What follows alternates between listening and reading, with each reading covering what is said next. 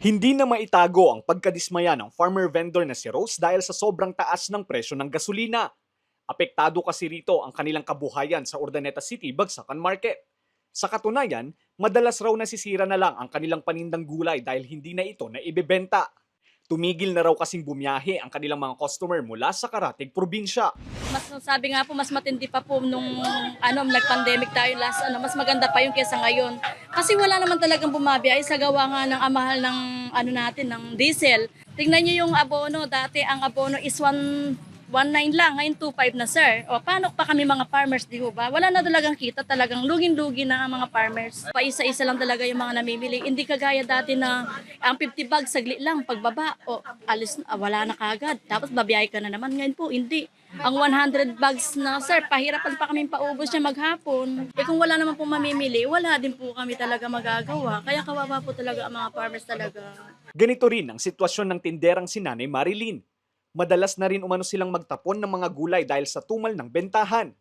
Bagsak presyo na rin umano halos ang kanilang mga panindang gulay. Kasi yung mga kalakal na itatapon na namin na walang bumibili. Yung mga biyahero po, hindi na sila pumupunta dito kasi mahal na daw yung gasolina. Mababa nga po yung angkat namin pero mahirap din pong magtinda kasi wala po yung mga namimili. Tinatapon na lang po namin sa nalulugi rin kami. Halos wala na kaming matinda. Lalo na po yung puhunan namin inuutang. Sa pinakahuling update sa presyo ng gulay sa Urdaneta, Bagsakan Market, mabibili ang repolyo ng 150 pesos kada 10 kilo, 300 pesos kada 25 kilos naman sa sayote. Nasa 200 to 400 pesos naman ang kada 10 kilo ng patatas, depende sa laki. Nangangamba ngayon ang supplier at treasurer ng Baguio Benguet Traders Association dahil sa pagbaba ng bilang ng mga traders at mamimili. Anila, araw-araw pa naman ngayon ang kanilang biyahe sa Benguet para mag-angkat ng mga gulay, ngunit hindi nila tiyak kung hanggang kailan ito magtatagal. Nagtsatsaga kami kasi wala kaming ibang trabaho eh. Pagtsagaan namin kahit mahirap na. Mura ang presyo ng gulay ngayon pero ito nga walang buyer kaya kung minsan balik puhunan yung tinda namin. Halos lugi tayong lahat, pati farmers, negative na din.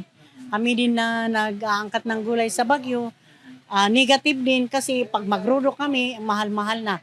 Pagtataas din ng crudo, hindi natin alam. Baka ako, maghihinto din ako. Kasi hindi na napapalabas yung mga expenses natin.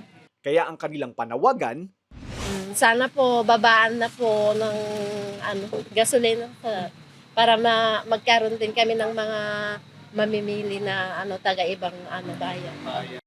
Ang hiling natin sa gobyerno natin, sana po pababain natin balik sa dati yung presyo ng crudo natin.